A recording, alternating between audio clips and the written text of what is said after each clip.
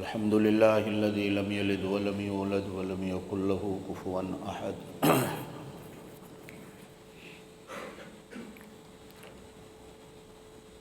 الحمد لله الذي لم يتخذ ولدا ولم يكن له شريك في الملك ولم يكن له ولي من الذل وكبره تكبيرا أشهد أن لا إله إلا الله وحده لا شريك له وأشهد أن سيدنا وسندنا ونبينا وشفيعنا محمدا عبده ورسوله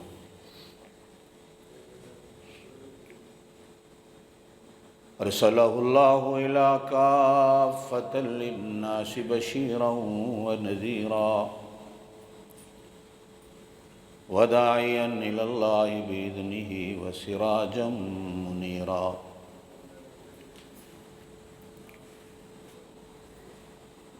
أما بعد أعوذ بالله من الشيطان الرجيم بسم الله الرحمن الرحيم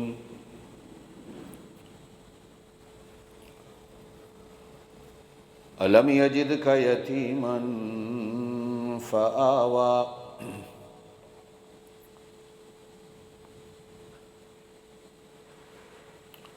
صدق الله العلي العظيم وبلغنا رسوله النبي الكريم الأمي الأمين ونحن على ذلك لمن الشاهدين والشاكرين والحمد لله رب العالمين اللهم صل على محمد وعلى آل محمد كما صليت على إبراهيم وعلى آل إبراهيم إنك حميد مجيد اللهم بارك على محمد وعلى آل محمد كما باركت على إبراهيم وعلى آل إبراهيم إنك حميد مجيد اللهم صل على سيدنا ومولانا محمد وعلى آل سيدنا ومولانا محمد وبارك وسلم وصل عليه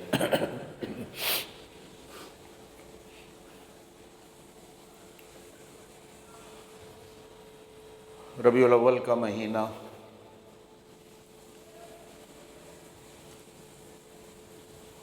ختم ہونے والا ہے،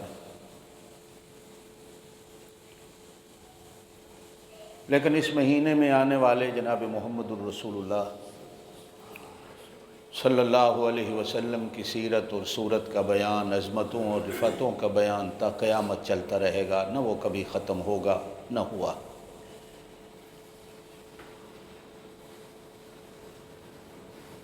ہمارے کچھ کرم فرما دوست سال میں ایک دن یاد کر لیتے ہیں، باقی 11 مہینے 29 دن چھٹی ہو جاتی ہے،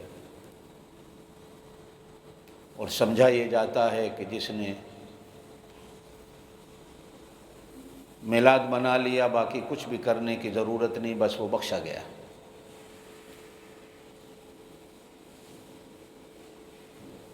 پیدا ہونے والے نبی نے، پیدا ہونے والے رسول نے، اور اس رسول اور نبی کو پیدا کرنے والے اللہ ذوالجلال والاکرام کے کیا حکم ہیں، کیا سنتیں ہیں، کیا واجبات ہیں، کیا احکامات ہیں، کیا نواہی ہیں، ہمیں انہوں نے کیا کرنے کا حکم دیا، کن چیزوں سے انہوں نے روکا، سمجھنے کی چیزیں یہ ہیں۔ اللہ تعالیٰ جناب نبی کریم علیہ السلام کی ہر مسلمان کو سچی محبت، سچی اطاعت نصیب کرے۔ محبت کے ساتھ ساتھ اطاعت اور اتباع چاہیے، جس پر اللہ کے قرآن نے زور دیا۔ قل ان کنتم، ان سے کہہ دو اگر تم تحبون اللہ، اللہ کی محبت چاہتے ہو، فاتبعونی، تو پھر میری اتباع کرو۔ لقد کان لکم فی رسول اللہ اسوۃ حسنہ، اللہ کے رسول کی زندگی اللہ کے رسول کا اسوہ، اللہ کے رسول کا اٹھنا بیٹھنا، کھانا پینا، چلنا پھرنا، شادی بیاہ، دکھ سکھ، خوشی غمی تمہارے لیے نمونہ ہے۔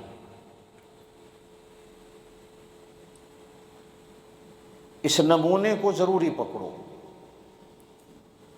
اس نمونے کو لازم پکڑو۔ اور حضور صلی اللہ علیہ وسلم نے بھی ارشاد فرمایا، ترکت فیکم امرین، میں جا رہا ہوں اور تمہارے درمیان دو چیزیں چھوڑ کے جا رہا ہوں۔ لن تضلوا ما تمسکتم بہما، کتاب اللہ و سنتی، اللہ کی کتاب کو مضبوطی سے پکڑنا، میری سنت کو مضبوطی سے پکڑنا، تم گمراہی سے بچ جاؤ گے۔ جس نے اللہ کی کتاب کو چھوڑا، میری سنتوں کو چھوڑا، وہ گمراہی کے دلدل میں جا پھنسا۔ اپنے آپ کو گمراہی سے بچانا ہے تو اللہ کے قرآن کو اور رسول اللہ صلی اللہ علیہ وسلم کی سنت کو مضبوطی سے پکڑنا، اس لیے کہ انہی چیزوں کا ہم سے قیامت کے دن سوال ہونا۔ جن چیزوں کا اللہ نے ہم سے پوچھنا نہیں، ہم ان چیزوں کے پیچھے پڑے ہوئے ہیں۔ جن چیزوں کا اللہ نے پوچھنا ہے، ہم ان چیزوں کو چھوڑ دیتے ہیں۔ ایک آدمی مجھ سے پوچھتا ہے کہ میدان کربلا میں کیا ہوا، تو میں نے اس سے کہا کہ کیا اللہ نے قیامت کے دن تجھ سے پوچھنا ہے کربلا میں کیا ہوا؟ اللہ کے بندو، اللہ نے تم سے یہ نہیں پوچھنا۔ اللہ نے پوچھنا ہے نماز پڑھی، حلال کھایا، سچ بولا، شرک تو نہیں کیا، ماں باپ کی خدمت کی، جاؤ جنت چلے جاؤ۔ اللہ نے جن چیزوں کا پوچھنا ہے، اللہ نے یہ نہیں پوچھنا کہ میلاد النبی کا جلوس منایا، نکالا، جھنڈی لگائی۔ اللہ نے ہم سے پوچھنا ہے نماز پڑھی۔ حضور صلی اللہ علیہ وسلم نے ارشاد فرمایا کہ قیامت کے دن انسان سے سب سے پہلے نماز کا سوال ہونا۔ اور اللہ نے اگلی باتیں ہم سے پوچھنی نہیں جن باتوں کے پیچھے ہم پڑے ہوئے ہیں۔ اللہ نے جو چیزیں پوچھنی ہیں، 3 سوال ہیں جو قبر کے ہیں۔ من ربوں کا، تیرا رب کون ہے؟ من نبیوں کا، تیرا نبی کون ہے؟ ما دینوں کا، تیرا دین کیا ہے؟ اور پھر قیامت کے دن اللہ کے حضور حاضری میں سب سے پہلے اللہ نے جو ہم سے پوچھنا ہے وہ نماز پڑھی۔ سورہ مدثر کے اندر 29ویں سپارے میں ارشاد خداوندی ہے، ما سلککم فی سقر، تم جہنم کی طرف کیوں جا رہے ہو؟ قالو، وہ کہیں گے، لم نک من المصلین، ہم نماز نہیں پڑھتے تھے، ولم نک نطعم المسکین، ہم غریبوں کو کھانا نہیں کھلاتے تھے، ہم اس وجہ سے جہنم جا رہے ہیں۔ یعنی جو چیزیں اللہ نے ہم سے پوچھنی ہیں، کاش ہم ان چیزوں کو یاد کریں۔ جن چیزوں کا اللہ نے ہم سے پوچھنا ہی نہیں، جن کا سوال ہی نہیں ہونا، ہماری لڑائیاں، ہمارے جھگڑے، ہماری جوانیاں، ہمارے طاقت، ہماری مسجدیں، ہمارے ممبر، ہمارے امام، ہمارے علماء، آپ اور میں، ساری ان چیزوں میں لڑائیاں کر رہے ہیں کہ جن چیزوں کا اللہ نے ہم سے پوچھنا ہی نہیں۔ میں نے قرآن کی ایک چھوٹی سی آیت پڑھی، چھوٹی سی،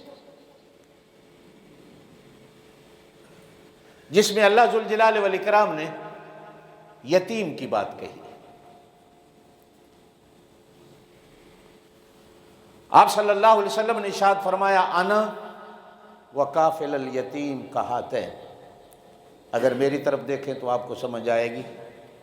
آپ صلی اللہ علیہ وسلم نے ارشاد فرمایا، یتیم کے سر پہ ہاتھ رکھنے والا، یتیم کے کام آنے والا، یتیم کی کفالت کرنے والا، یتیم کو دکھ نہ دینے والا، یتیم کے آنسو پوچھنے والا، یتیم کے ساتھ ہمدردی کرنے والا، قیامت والے دن میرے ساتھ اس طرح ہوگا جس طرح یہ 2 انگلیاں ہیں کہ ان دونوں کے درمیان میں فاصلہ نہیں، ایسے آدمی کا اور میرے درمیان قیامت کے دن کوئی فاصلہ نہیں ہوگا۔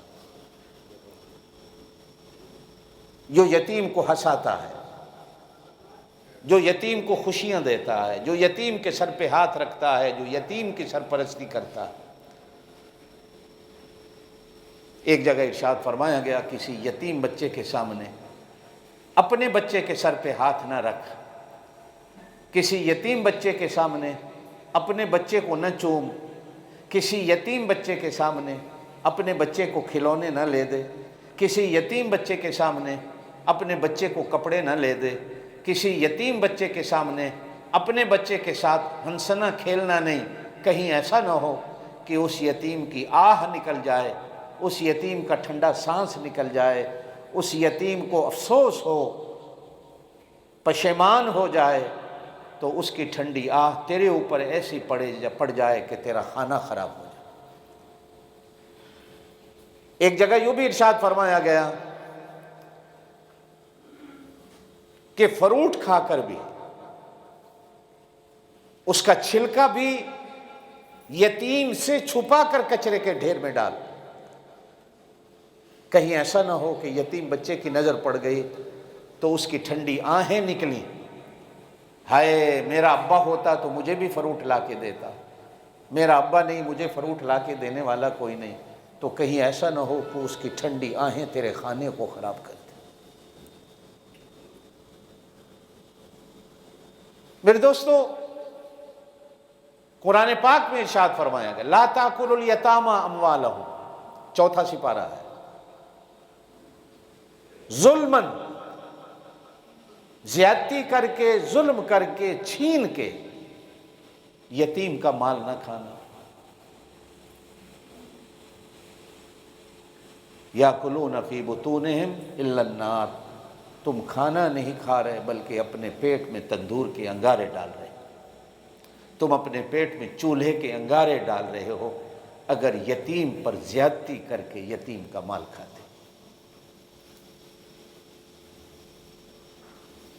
اسی ایک فرمان کو اگر ہم سامنے رکھیں تو ہماری زندگی بنتی ہے کہ آپ صلی اللہ علیہ وسلم نے ارشاد فرمایا میں اور یتیم کے سر پہ ہاتھ رکھنے والا قیامت کے دن اس طرح ساتھ ہوں گے، یا یوں فرمایا کہ میری جنت اور اس کی جنت اتنی ساتھ ہوگی، یا میرے جھنڈے کے تلے قیامت والے دنوں میرے اتنے قریب ہوگا، یا محشر کے دن وہ میرے اتنے نزدیک ہوگا جیسے یہ دو انگلیاں آپس میں نزدیک ہیں، ان میں کوئی فاصلہ نہیں۔ یتیم کے سر پہ ہاتھ رکھنے والے کی جنت میری جنت کے قریب ہوگی، یا یتیم کے سر پر ہاتھ رکھنے والا روز محشر جب اللہ کی رحمت کے سوا کوئی سایہ نہیں ہوگا وہ میرے جھنڈے کے تلے ہوگا، یا یتیم کے سر پہ ہاتھ رکھنے والا روز محشر جب ساری دنیا کانپ رہی ہوگی تھر تھر اللہ کے جلال سے، وہ بندہ میرے موڈھے کے ساتھ موڈھا لگا کر اس طرح کھڑا ہوگا جس طرح یہ دو انگلیاں۔ آج چاچا یتیم بھتیجے کا مال کھاتا ہے، ماسی یتیم بھانجے کا مال کھاتی ہے، ماما یتیم بھانجے کا مال کھاتا ہے، ہر ایک خدا کے خوف سے اپنے آپ کو اتنا بے نیاز کر لیتا ہے کہ یتیم روتا پھرے گلیوں کے اندر، میرے بچے کا پیٹ پل جائے۔ ہم اسی کھیل میں لگے ہوئے ہیں، اور قرآن کہتا ہے کہ یتیم کا مال کھانے والا اپنے پیٹ میں آگ کے انگارے ڈالتا۔ نبی کریم علیہ السلام نے ایک اور حدیث کے اندر ارشاد فرمایا کہ میں معراج کی رات گیا جب سفر پہ، تو مجھے جہنم کی نہریں دکھائیں گئیں، جہنم کے عذاب دکھائے گئے، تو میں نے جہنم میں کچھ لوگ ایسے دیکھے کہ جن کے پیٹ پہاڑوں کی طرح بڑھے ہوئے تھے، اور وہ اپنے پیٹ کا بوجھ اٹھا نہیں سکتے، ہل نہیں سکتے۔ میں نے جبریل سے پوچھا یہ کون لوگ ہیں جن کے پیٹ اتنے بڑے ہیں، پہاڑوں سے بھی بڑے؟ تو جبریل امین نے کہا کہ یہ وہ لوگ ہیں جو یتیموں کے مال سے اپنے پیٹ کو بھرتے تھے۔ اب یہ ہمیشہ ہمیشہ کے لیے اسی عذاب کے اندر مبتلا رہے۔ میرے دوستو، یتیم کسے کہا جاتا ہے؟ وہ آپ بھی جانتے ہیں، میں بھی جانتا ہوں، پنجابی بھی اس کے معنی کو جانتا ہے، پٹھان بھی جانتا ہے، اردو والا بھی جانتا ہے، انگریزی والا بھی جانتا ہے، گاؤں کا بھی جانتا ہے، شہر والا بھی جانتا ہے کہ یتیم کیا ہوتا ہے۔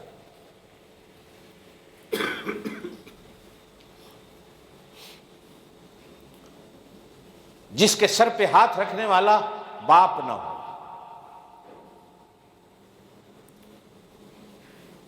جس کو بازار سے کھلونے لا کے دینے والا باپ نہ ہو، جس کو بازار سے کپڑے لا کے دینے والا باپ نہ ہو، جس کی انگلی پکڑ کر بازار میں چلنے والا باپ نہ ہو، اس کا سایہ سر سے اٹھ گیا۔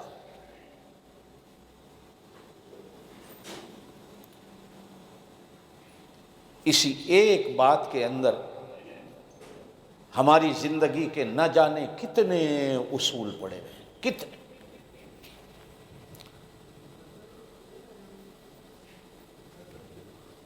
معلوم ہوتا ہے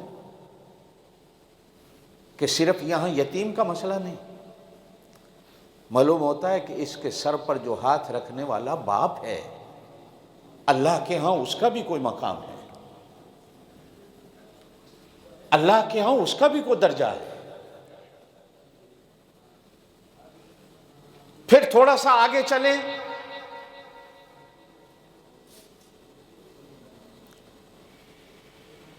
تو پھر دوسرا مطلب نکلتا ہے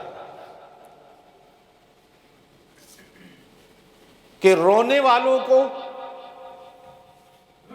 دکھیاروں کو، بے کسوں کو، لاچار، معذور اور مجبور لوگوں کو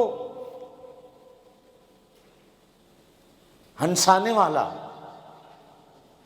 ان کے دکھ اور درد کے اندر کام آنے والا، ان کے آنسوؤں کو پوچھنے والا، اللہ کے ہاں کتنا بڑا مقام رکھتا ہے۔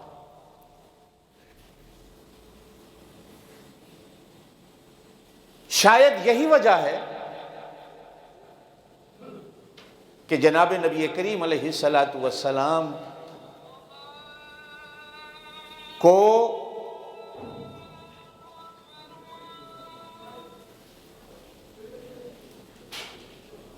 یتیم ہونے کے باوجود امت در یتیم کہتی ہے،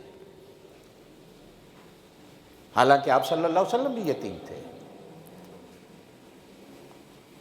آپ کے پیدا ہونے سے پہلے ہی باپ کا سایہ سر سے اٹھ گیا،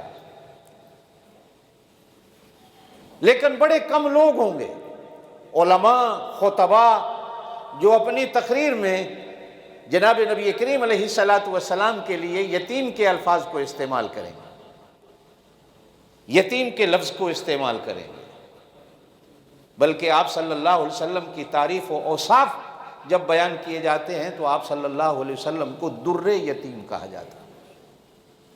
یہ آپ کا لقب ہے کہ امت نے آپ صلی اللہ علیہ وسلم کو در یتیم کہا۔ ایک عام معنی تو در کا ہیرا، موتی، ڈائمنڈ کیا جاتا ہے، اور یقیناً زندگی میں موتی، ہیرا، ڈائمنڈ انسان کے بڑے کام آتے ہیں۔ آج کے اس دور میں اگر کسی غریب اور فقیر کو ایک آدمی کہیں سے ڈائمنڈ مل جائے جو اوریجنل اور اصلی ہو تو بازار کے اندر اس کی قیمت کروڑوں سے بھی زیادہ ہوتی ہے، اس غریب کی، اس بے کس آدمی کی زندگی بن جاتی ہے۔ جس سے ایک بات یہ بھی معلوم ہوتی ہے کہ رسول اللہ، زور سے کہہ دیں، صلی اللہ علیہ وسلم کے آنے سے بے کسوں کی، یتیموں کی، فقیروں کی، غریبوں کی اللہ پاک نے زندگی بنائی۔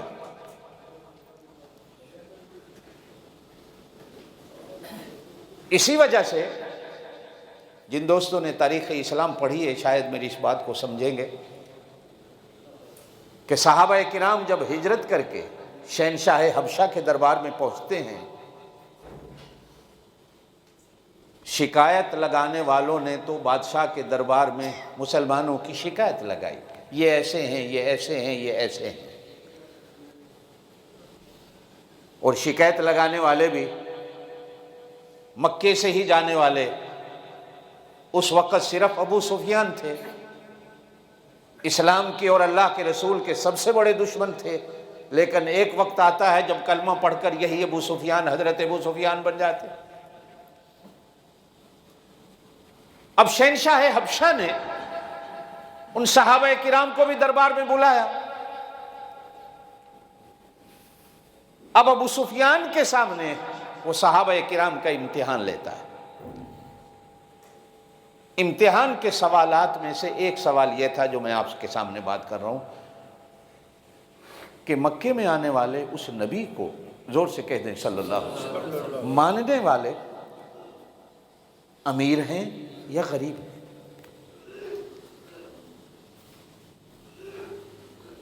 ان کی طرف توجہ کرنے والے، کلمہ پڑھنے والے، ان کے پیچھے چلنے والے زیادہ پیسے والے ہیں یا زیادہ غریب ہیں؟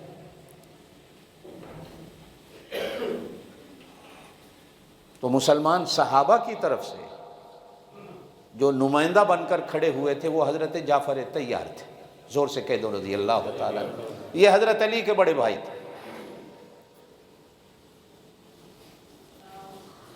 نام جعفر ابن ابی طالب ہے۔ طیار رسول اللہ صلی اللہ علیہ وسلم نے ان کو لقب دیا۔ عربی کے اندر طیار اڑنے والے پرندے سے کہا جاتا ہے، جو پرندہ اڑتا ہے پروں سے، اس لیے عربی میں جہاز کو طیارہ کہتے ہیں کہ یہ اڑتا ہے۔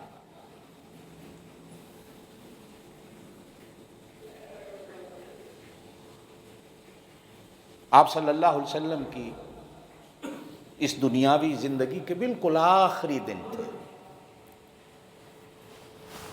جب آپ صلی اللہ علیہ وسلم نے صحابہ کرام کی ایک جماعت غزوہ موتا کے لیے مدینے سے روانہ کی۔ اور یہ غزوہ موتا اس وقت تو ایک ہی ملک تھا، شام، جسے آج سیریا کہا جاتا ہے، اب یہ اردن کی حد میں ہے جہاں غزوہ موتا ہوتا ہے۔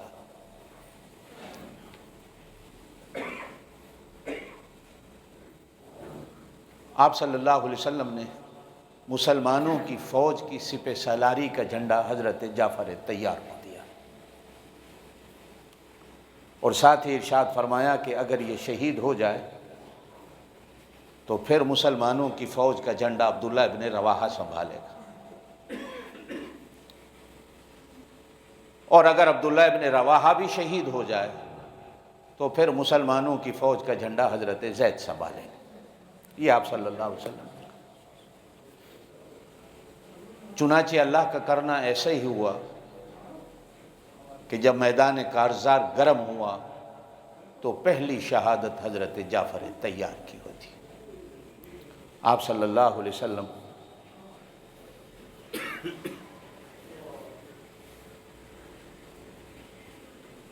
فرماتے ہیں کہ میں آنکھوں سے دیکھ رہا ہوں میرے جعفر کا ایک بازو کٹ گیا، اس نے جھنڈا دوسرے ہاتھ میں سنبھالا، اب میں نے دیکھا ہے کہ اس کا دوسرا ہاتھ بھی کٹ گیا، اب اس نے اسلام کی فوج کا جھنڈا اپنے دانتوں میں سنبھالا۔ پورا میدان کارزار فرشتوں نے لا کر حضور کے سامنے رکھ دیا، اور آپ صلی اللہ علیہ وسلم نے فرمایا یہ جعفر ابن ابی طالب نہیں، آج کے بعد یہ جعفر طیار ہے۔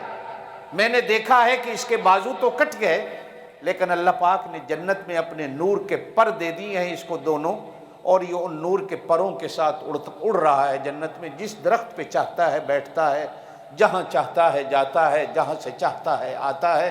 اللہ پاک نے جنت میں نور کے پر اسے دے رکھے ہیں اور یہ جنت میں اڑتا رہتا ہے، اس لیے آپ صلی اللہ علیہ وسلم نے ان کو طیار کا لقب دیا۔ اب میں آگے چلتا ہوں جو میں بات کر رہا تھا۔ حضرت جعفر طیار مسلمانوں کی طرف سے شہنشاہ حبشہ کے دربار میں متکلم مقرر ہوتے ہیں کہ ہماری طرف سے یہ جواب دیں گے، تو شہنشاہ حبشہ یہ پوچھتا ہے کہ محمد مصطفیٰ صلی اللہ علیہ وسلم کو ماننے والے زیادہ تر امیر ہیں یا غریب؟ تو حضرت جعفر طیار جواب دیتے ہیں کہ ابھی تک تو ماننے والے سارے ہی غریب ہیں، سارے ہی غریب۔ جب وہ اور بھی سوال کر چکا تو آخر میں کہتا ہے یہ نبی کی نشانی ہے کہ نبی کو ماننے والے آدم سے لے کر جناب نبی کریم علیہ الصلوۃ والسلام تک ہمیشہ ہی غریب رہے۔ امیروں نے مانا تو صحیح لیکن بڑی دیر سے، غریبوں نے اللہ اور اس کے رسول کی بات کو مانا سب سے پہلے۔ یہ ہر نبی کو ماننے والوں کے اندر یہ تمیز رہی ہے، یہ فرق رہا ہے کہ ہر نبی کو ماننے والے غریب رہے۔ اسی لیے آج بھی دین زیادہ غریبوں کے اندر پایا جاتا ہے، مسجدیں غریبوں سے آباد ہیں، علماء غریب خاندان سے ہوتے ہیں، کوئی امیر خاندان سے عالم نہیں بنتا۔ اور آپ صلی اللہ علیہ وسلم نے بھی ارشاد فرمایا کہ میرا حشر، دعا مانگی اللہ غریبوں کے ساتھ کرنا، اس لیے کہ غریب جنت میں جانے والے ہوتے ہیں، امیر کم لوگ جنت میں جانے والے ہوتے ہیں۔ اس لیے کہ امیر حساب و کتاب دینے میں لگے رہیں گے، غریب نہ ہوگا، نہ اللہ کیلکولیٹر رکھے گا کہ حساب دے کے جا۔ غریب آئے گا اللہ کہے گا چڑھتا چلا جا جنت کی سیڑھیاں، وہ تیرے لیے جنت ہے۔ امیر آئے گا تو اللہ روک لیں گے، فرشتوں سے حکم ہوگا کیلکولیٹر رکھو، اس کا حساب کرو، اس نے کیسے کمایا، کتنا کمایا، کہاں لگایا، ہمارے نام پہ کہاں دیا، کتنا دیا، کب دیا۔ اس لیے حضور صلی اللہ علیہ وسلم نے ایک جگہ یوں بھی ارشاد فرمایا کہ قیامت کے دن سب سے پہلے اللہ کے سامنے 3 آدمی حاضر کیے جائیں گے۔ اللہ کہے گا ان تینوں کا حساب لو۔ دعا کیا کرو اللہ ہم سب کو بغیر حساب کے جنت دے دے۔ ان میں سے ایک پیسے والا ہوگا، اللہ کہیں گے ہاں بھائی کیسے کمایا، کہاں خرچ کیا۔ یہ 2 سوال بڑے اہم ہیں، کیسے آیا اور کیسے گیا۔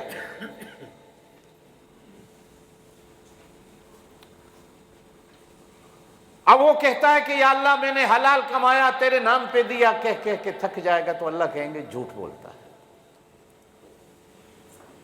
جھوٹ بولتا ہے، تو نے کیسا کمایا یہ بھی ہمیں پتا ہے، تو نے کہاں لگایا یہ بھی ہمیں پتا ہے،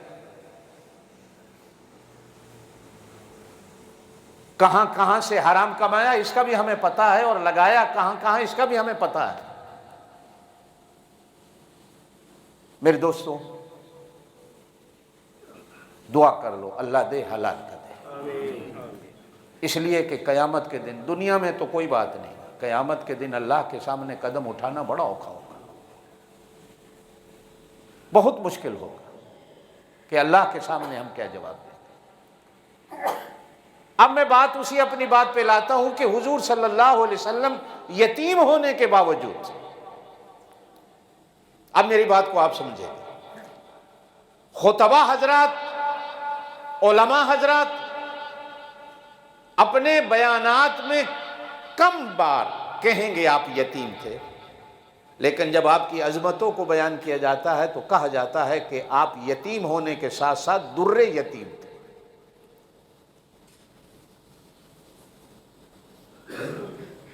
اب ایک تو در کا معنی موتی ہے، ہیرا ہے، ڈائمنڈ ہے، کسی کے ہاتھ میں آ گیا وہ مالدار ہو گیا، اور دوسری چیز علماء نے نچوڑ نکالتے ہوئے کہا کہ در کا ایک معنی یہ بھی بنتا ہے کہ یہ یتیم یتیموں کے لیے نمونہ ہے، یہ یتیم یتیموں کے لیے آئینہ ہے، یہ یتیم دوسرے یتیموں کے لیے شیشہ ہے۔ اب آتے ہیں یتیم کی طرف۔ بے شک آپ کی اور میری زبان میں، دنیا کی ہر زبان میں یتیم اسے کہا جاتا ہے کہ جس کا باپ دنیا سے اٹھ جائے،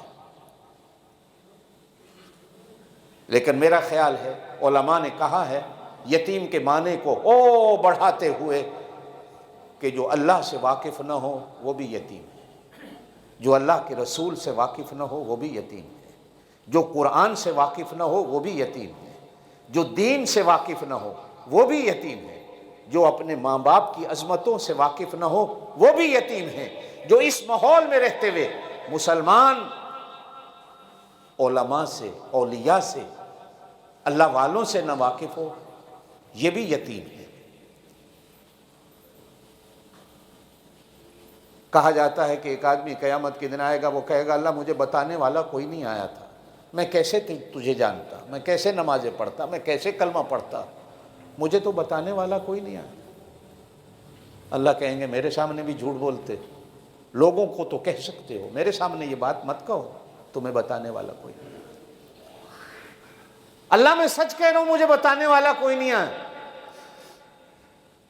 اللہ کہیں گے کہ کیا یہ 5 فٹ کا وجود جو تجھے میں نے دیا، یہ تجھے نہیں بتاتا تھا کہ اس کو بنانے والا بھی کوئی ہے؟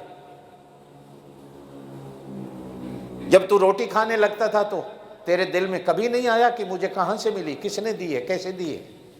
جب پانی پیتا تھا تو کبھی نہیں سوچا تھا کہ یہ ٹھنڈا پانی کہاں سے آیا ہے؟ جب بارش برستی نظر آتی تھی تو کبھی خیال نہیں کیا کہ آسمان سے پانی برسانے والا کون ہے؟ جب درخت کے سائے میں بیٹھا تھا تو کبھی نظر نہیں آیا کہ اس درخت کو اگانے والا کون ہے؟ اللہ بھلا کرے اب تو ہماری PIA بند ہو گئی، ہانگ کانگ آتی نہیں، لیکن شکر کرتے تھے کہ جب بیٹھتے تھے تو کہا جاتا تھا دعا پڑھ لو، سبحان الذی سخر لنا ھذا وما كنا له مقرنین۔ وہ ہمیں یہ تو بتاتے تھے کہ اس جہاز کو اڑانے والا کون ہے، کیا کیپٹن اور پائلٹ اڑا رہا ہے؟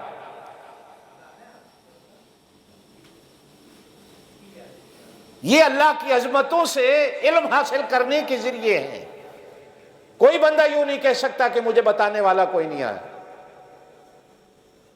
یہ بازاروں میں مارکیٹوں کے طریقے، دنیا میں لینے دینے کے طریقے، اگر یہ سیکھ سکتے ہو، یہ جان سکتے ہو، پہچان سکتے ہو، تو کیا ایک اللہ کی ذات ہی ایسی رہ گئی ہے کہ جس کو پہچاننے میں تمہیں مشکل، ایک اللہ کے رسول کی ذات ہی ایسے رہ گئی ہے صلی اللہ علیہ وسلم کہ جن کو پہچاننے میں تمہیں مشکل ہو رہی ہے، ایک دین ہی ایسا رہ گیا ہے کہ جس کو جاننے اور پہچاننے میں تمہیں مشکل ہو رہی ہے۔ جھوٹ بولتے، تم اگر اپنے وجود پہ نظر ڈال لیتے تو تمہیں میں نظر آ جائے۔ یہ یتیم نہیں بلکہ یہ یتیموں کے لیے نمونہ ہے۔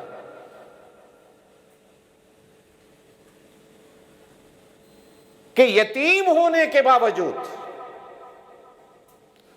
بچپن سے لے کر اخیر تک کسی کے سامنے اس در یتیم نے یوں نہیں کیا کہ مجھے کچھ دے دو، بلکہ یتیم ہونے کے باوجود یتیم اسی سے مانگنے آتے تھے اور یہ یتیموں کی جھولیوں کو بھر دیتا تھا۔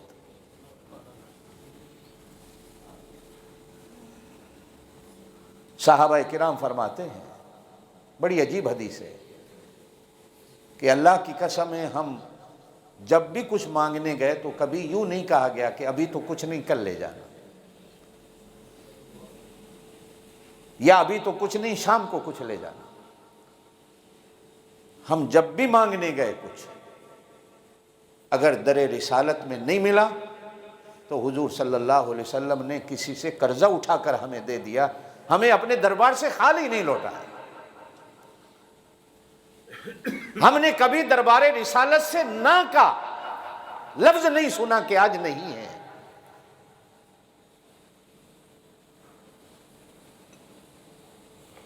بلکہ جن دوستوں نے تاریخ پڑھی ہے وہ جانتے ہوں گے کہ ایک یہودی نے آ کر آپ صلی اللہ علیہ وسلم کے گلے میں کپڑا ہی اسی نیت سے ڈالا کہ آپ نے مانگ کر کسی کی ضرورت کو پورا کیا، اور وہ مانگنے والا آیا کہ میرا قرضہ واپس کرو۔ حالانکہ تاریخ بھی ابھی رہتی ہے جو تاریخ وعدے والی ہے، لیکن وہ خود کہتا ہے کہ میں نبوت کا امتحان لینے کے لیے وقت سے پہلے آ کر دیکھتا ہوں کہ نبی میں صبر کتنا ہے، نبی میں حوصلہ کتنا ہے، چونکہ میں اپنی کتابوں میں پڑھ چکا تھا کہ آنے والے نبی کی یہ نشانی ہے، تو میں گلے میں جا کر کپڑا ڈالتا ہوں، گلا لال اور سرخ ہو جاتا ہے، آنکھیں سرخ ہو جاتی ہیں۔ آپ صلی اللہ علیہ وسلم حضرت بلال سے کہتے ہیں کہ جاؤ اس کو اتنا دے دو اور ساتھ بڑھا کے دے دو۔ تو حضرت عمر کہتے ہیں کہ مجھے غصہ آیا، میں نے کہا اللہ کے رسول یہ ایک آپ کی گردن میں کپڑا ڈال رہا ہے، یہ کیسا ادھار مانگنے کا طریقہ، اور دوسرا آپ اس کو بڑھا کے دے رہے ہیں۔ تو آپ صلی اللہ علیہ وسلم نے ارشاد فرمایا پورا دینا تو عام مسلمان کی نشانی ہے، بڑھا کے دینا تو نبوت کی نشانی ہے۔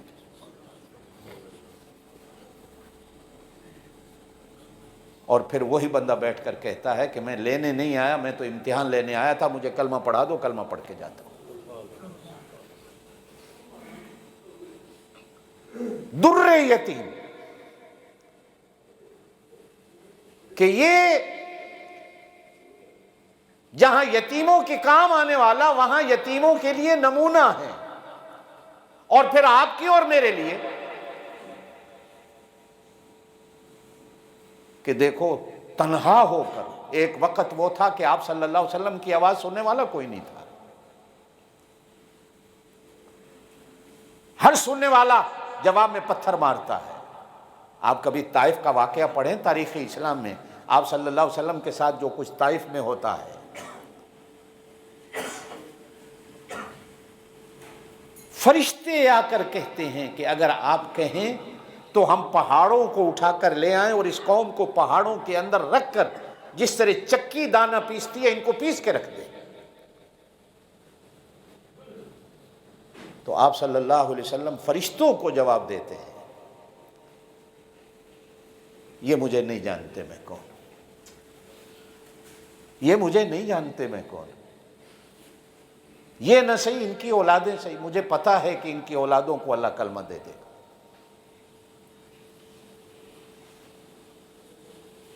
یہ وہی تھے جو میں گزشتہ جمعہ آپ سے بات کر رہا تھا کہ جب جورانہ کے مقام پر اپنے مال، بچے، بیویاں، اونٹ، بکریاں، گھوڑے مانگنے آتے، یہ وہی تھے طائف کے۔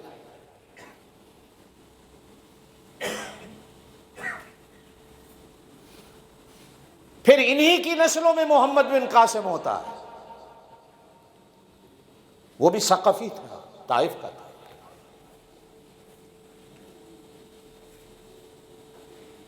پھر انہی کی نسلوں میں جلیل القدر بڑے بڑے صحابی ہوتے ہیں کہ جن کے بارے میں فرشتے تو کہتے ہیں کہ پہاڑوں کے درمیان رکھ کر پیس دیں، لیکن آقا کیا فرماتے ہیں کہ یہ مجھے نہیں جانتے میں کون، کبھی آواز سننے والا کوئی نہیں۔ آج اس رسول کی عزت اور حرمت پر مر مٹنے والے لاکھوں نہیں کروڑوں ہیں، کروڑوں سے بھی اربوں کی تعداد میں ہیں کہ نبی کریم علیہ الصلوۃ والسلام کی عزت اور عظمت پر مر مٹنا ہر مسلمان کلمہ پڑھنے والا اپنا فخر سمجھتا۔ تنہا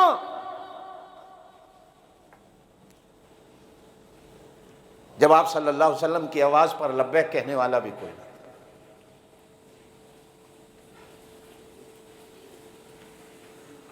کہ اپنے قول پر، اپنی بات پر اس طرح ڈٹ جانا کہ پورا مکہ دشمن بن جاتا ہے، لیکن اپنی بات کو نہیں چھوڑا، اپنی بات کو نہیں چھوڑا، حتیٰ کہ پوری قوم جناب ابی طالب کے پاس آ کر کہتی، جنہوں نے سیرت رسول کو پڑھا ہے وہ اس بات کو سمجھیں گے کہ اگر تیرا بھتیجا عرب کی بادشاہی چاہتا ہے تو ہم سارے اس کو ووٹ دے کر بادشاہ بنا لیتے، اور اگر تمہارا بھتیجا دولت چاہتا ہے تو ہم سارے اپنی دولت کا حصہ نکال کر اس کو عرب کا سب سے بڑا امیر ترین بندہ بنا دیتے، اور اگر تمہارا بھتیجا عرب کی کسی کنواری لڑکی سے شادی کرنا چاہتا ہے تو انگلی رکھے کس خاندان میں کرنا چاہتا ہے، جتنی ہی حسین و جمیل، جتنا ہی بڑا خاندان کیوں نہ ہو، ہم تمہارے بھتیجے کو دے دیں گے، لیکن اپنے بھتیجے سے کہو کہ اپنی بات کہنے سے باز آ جائے۔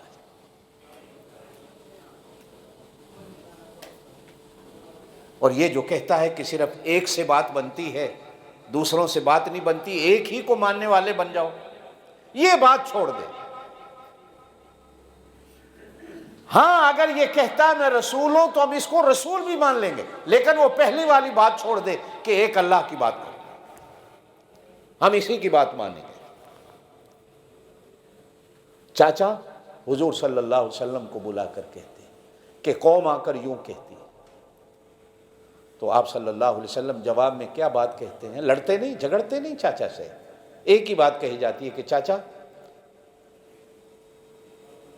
یہ اگر آسمان کا سورج بھی اتار کر لائیں اور میری اس ہتھیلی پہ رکھ دیں اور آسمان کا چاند بھی اتار کر لے آئیں اور میری اس ہتھیلی پہ رکھ دیں. یعنی اتنی وزنی چیزیں، ایک زمین نہیں، دو نہیں، ہزار نہیں، 10,000 نہیں، لاکھ نہیں، کہا جاتا ہے کہ 73 کروڑ زمینیں مل جائیں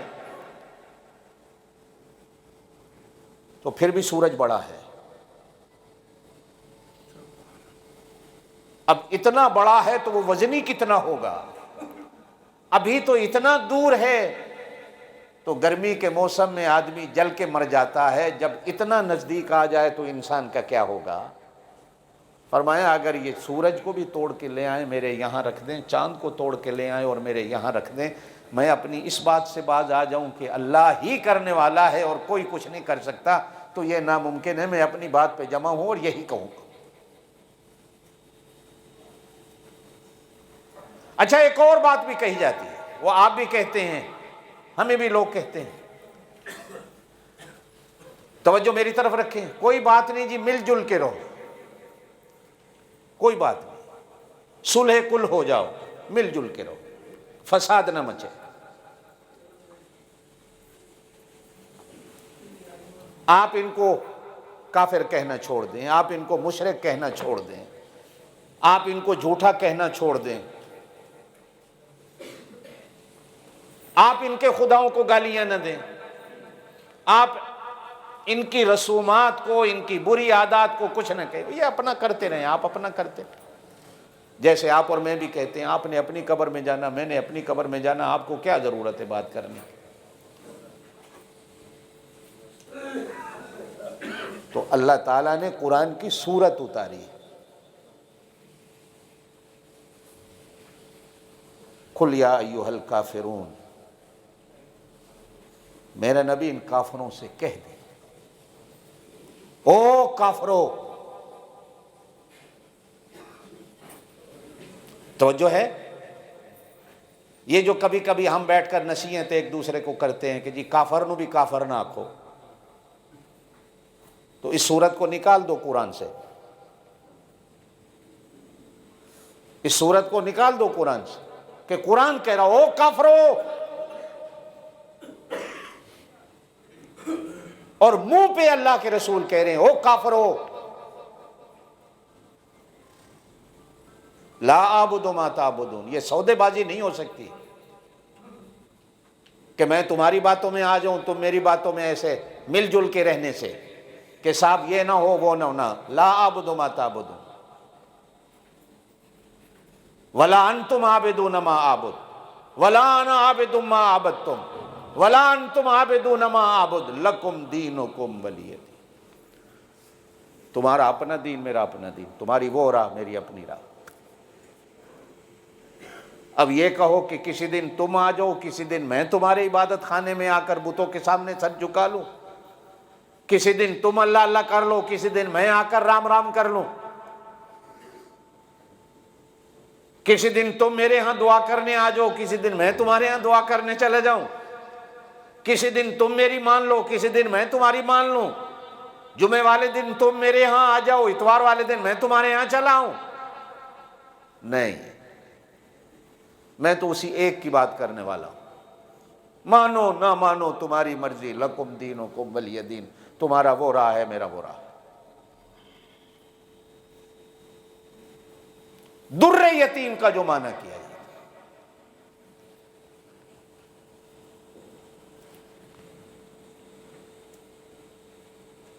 ایک تو یتیموں کے کام آنے والا، موتی ہے، ڈائمنڈ ہے، ہیرا ہے، کسی غریب کے ہاتھ آ گیا تو زندگی بن گئی.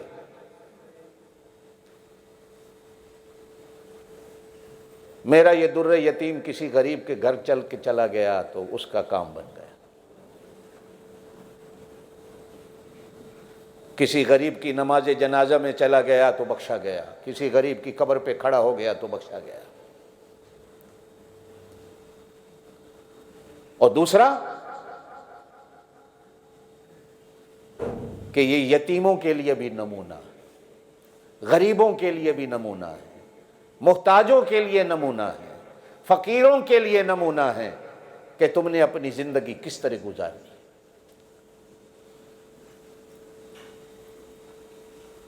اور پھر تمام کلمے والوں کو الگ کہا گیا، لقد کان لکم فی رسول اللہ اسوۃ حسنہ، کہ میرے نبی کی زندگی تمہارے لیے نمونہ ہے۔ نمونہ کیا ہوتا ہے؟ مثال کے طور پر بازار سے آپ ایک کپڑا لائے اپنے شلوار قمیض کے لیے، تو وہ 1 انچ 2 انچ 3 انچ 4 انچ کم ہو گیا، آدھا میٹر کم ہو گیا۔ درزی نے کہا صاحب سوٹ نہیں سل سکتا، کپڑا کم ہو گیا، بازار سے اور لاؤ۔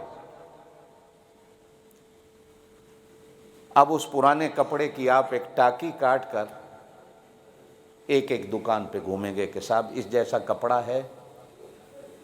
اب یہ نمونے کا بھی معنی اگر میں کرنے چلوں تو کبھی کبھی تو ایسا ہوتا ہے کہ وہ کاٹ دنیا کی کسی دکان سے ملتی ہی نہیں، اور اکثر ہوتا ہے ملتی ہے تو وہ کلر نہیں ہوتا، وہ رنگ نہیں ملتا، وہ جنس نہیں ملتی، مل جائے تو بڑی قسمت والا ہے۔ یہاں کہا جاتا ہے کہ یہ دکان ایسی ہے کہ اس دکان سے تمہیں زندگی کا ہر نمونہ ملے گا، یہ نہیں کہا جائے گا کہ ختم ہو گیا ہے، کسی اور دکان پہ چلے جاؤ۔ بلکہ اگر موسیٰ کو ماننے والوں کے بھی ان کو بھی نمونے کی ضرورت پڑے گی تو انہیں بھی اسی دکان سے آ کر ضرورت کا کپڑا ملے گا۔ یہ سب کے لیے ایک ہی دکان ہے کہ کچھ لینا ہے تو یہاں سے آ جاؤ۔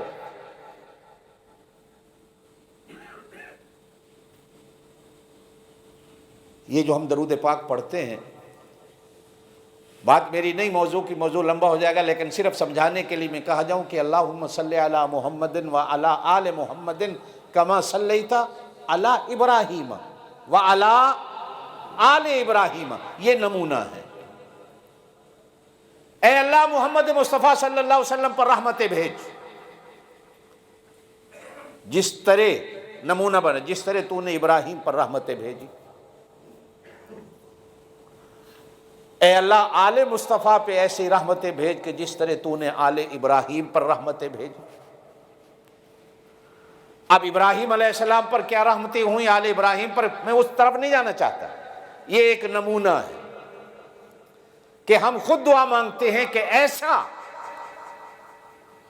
میں تجھ سے سوال کرتا ہوں اور مجھے ایسی چیزیں دے جو تو نے ابراہیم کو دی، ایسی چیزیں میری آل اولاد پر بھی نازل کر دے، محمد مصطفیٰ صلی اللہ علیہ وسلم کی آل اولاد پر بھی نازل کر دے جو تو نے ابراہیم علیہ السلام کی آل اولاد پہ نازل کی۔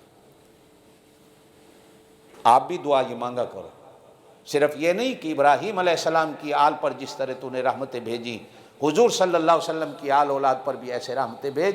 اپنے آپ کو بھی شمار کر لیا کرو کہ اللہ میری آل اولاد پر بھی ایسے ہی رحمتیں بھیج جس طرح تو نے ابراہیم علیہ السلام کی آل اولاد پر رحمتیں بھیج۔ اس لیے کہ اتحیات کے اخیر میں جو آپ دعا مانگتے ہیں درود شریف پڑھ کے، رب جعلنی مقیم الصلاۃ ومن ذریتی ربنا وتقبل دعا ربنا اغفر لی، پڑھ لو۔ یہ دعا نہ آپ کی ہے، نہ میری ہے، نہ کسی پیر کی ہے، نہ کسی بزرگ کی ہے، یہ ابراہیم علیہ السلام کی دعا ہے، قرآن میں ہے۔ ابراہیم علیہ السلام نے یہ دعا مانگی، اللہ پاک کو یہ دعا ابراہیم علیہ السلام کی ایسی پسند اور ایسی قبول ہوئی کہ آپ صلی اللہ علیہ وسلم کو بھی قیامت تک کے لیے امت کو کہا گیا نماز میں یہ دعا مانگو۔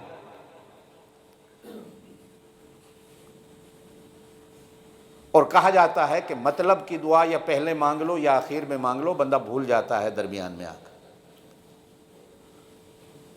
ہمیں کہا گیا کہ مطلب کی دعا پہلے مانگ لو، اللہم صلی علی محمد وعلی آل محمد، یہ تمہاری ساری دعا کو قبول کرا دے گا۔ آخر میں ہمیں کہا گیا کہ کہو رب جعلنی مقیم الصلاۃ ومن ذریتی ربنا وتقبل دعا۔ تشہد عبدہ و رسولہ تک ہے، آگے دعا ہے، دعا کی ابتدا درود سے ہوتی ہے۔ اس لیے ایک حدیث میں حضور صلی اللہ علیہ وسلم نے ارشاد فرمایا جب بھی دعا مانگنے لگو اللہ کی تعریف کے بعد میرے اوپر درود پڑھو، اور جب دعا کو ختم کرو تو بھی میرے اوپر درود پڑھ لو۔ ایک حدیث کے اندر فرمایا گیا کہ جس دعا کے شروع میں، جس دعا کے ختم میں درود نہیں ہوتا، وہ دعا زمین و آسمان کے درمیان میں لٹکی رہتی ہے، اللہ تک نہیں جاتی۔ عادت بنا لو، جب بھی دعا مانگو شروع میں درود پاک پڑھ لو، جب دعا ختم کرنی ہے پھر درود پاک پڑھ لو۔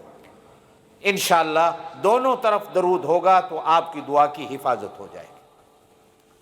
قرآن پاک میں 2-3 مقام ہیں ایسے، زیادہ نہیں ہیں، 2-3 مقام جہاں اللہ پر وقفہ ہوتا ہے قرآن کی آیت کا، اور اگلی آیت بھی اللہ سے شروع ہو جاتی ہے۔ 2-3 جگہ، زیادہ نہیں۔ آیت یا درمیان میں وقفہ ہے، وہ لفظ اللہ پر بات پوری ہوتی ہے، اگلی بات بھی لفظ اللہ سے شروع ہوتی ہے۔ اب ہم پیدا ہوتے ہیں تو ہمارے کان میں کہا گیا اللہ اکبر، یہ ابتدا اللہ کے نام سے ہے۔ جب ہم جاتے ہیں السلام علیکم ورحمۃ اللہ، جنازے کی سلام پھرتی ہے تو بھی آخر میں اللہ ہے۔ یہ درمیان میں ہماری زندگی ہے۔ مثال کے طور پر یہی سمجھو، علماء نے لکھا ہے کہ جب آیت اللہ پر ختم ہو، اگلی آیت بھی اللہ پر شروع ہو، وقفہ ہو لفظ اللہ پر، اگلا حرف بھی اللہ شروع ہو رہا ہو، تو اس درمیان میں اگر کوئی ہاتھ اٹھا کر دعا مانگ لے، ادھر بھی اللہ ہے ادھر بھی اللہ ہے، درمیان میں دعا آ گئی، تو اس دعا کو اللہ کبھی رد نہیں کرتا، اس لیے کہ اوپر بھی اللہ ہے، نیچے بھی اللہ ہے، سجے بھی اللہ ہے، کھبے بھی اللہ ہے۔ جب چاروں طرف سے اللہ کے نام کا پہرا ہو گیا تو پھر وہ دعا رد نہیں ہوتی۔ ہیں قرآن پاک میں 1-2 جگہ، زیادہ نہیں ہے۔ اسی طرح علماء نے لکھا ہے کہ جو دعا درود پاک سے شروع کی جائے اور درود پاک پر ختم کی جائے، درمیان میں جو کچھ مانگا جائے، درود کے پہرے ہو جاتے ہیں، وہ دعا یقیناً اللہ کے دربار میں پہنچتی ہے اور اللہ قبول فرماتے ہیں۔ اب یہ دعا ابراہیم علیہ السلام کی ہے، رب جعلنی مقیم الصلاۃ، اللہ مجھے نمازی بنا، اپنے لیے دعا مانگی۔ آگے ہے وَمِن ذُرِّيَّتِي، میری اولاد کو بھی نمازی بنا۔ کچھ دوست ایسے ہیں جو یہ نہیں پڑھتے، وہ پڑھتے ہیں اللہم انی ظلمت نفسی، گناہ نہیں، دعائیں ہیں، کوئی بھی دعا نماز میں انسان پڑھ سکتا ہے، لیکن افضل دعا علماء نے لکھی ہے ابراہیم علیہ السلام کی، اللہم انی ظلمت نفسی ظلما کثیرا ولا یغفر الذنوب الا انت، وہ بھی پڑھ سکتا ہے۔ ربنا آتنا فی الدنیا ہے، وہ بھی پڑھ سکتا ہے۔ ربنا ظلمنا ہے، وہ بھی پڑھ سکتا ہے، جو بھی دعا ہے۔ لیکن ابراہیم علیہ السلام کے ساتھ چونکہ درود شریف کے ساتھ جڑی ہوئی ہے، تو یہ پوری چیز ابراہیم علیہ السلام کی ہے، تو فرمایا اگر اس کے ساتھ جڑ گئی تو ابراہیم علیہ السلام اللہ کے خلیل ہیں۔ کوئی نبی کلیم ہے، کوئی مسیح ہے، کوئی حبیب ہے، کوئی محبوب ہے، کوئی خلیل ہے۔ خلیل کا مقام، حبیب کا مقام، میں اس بحث میں نہیں جانا چاہتا۔ خلیل کا مقام یہ ہوتا ہے کہ وہ جو بھی مانگے، چونکہ اللہ اس سے جو مانگتا ہے وہ دیتا ہے، پھر وہ جو مانگے اللہ اس کو دیتا ہے۔ یہ لفظ خلیل کا معنی ہوتا ہے کہ اللہ اس سے جو مانگے وہ اللہ کو دیتا ہے، پھر انعام کے طور پر وہ جو کچھ اللہ سے مانگے اللہ اس کو بھی دیتا ہے۔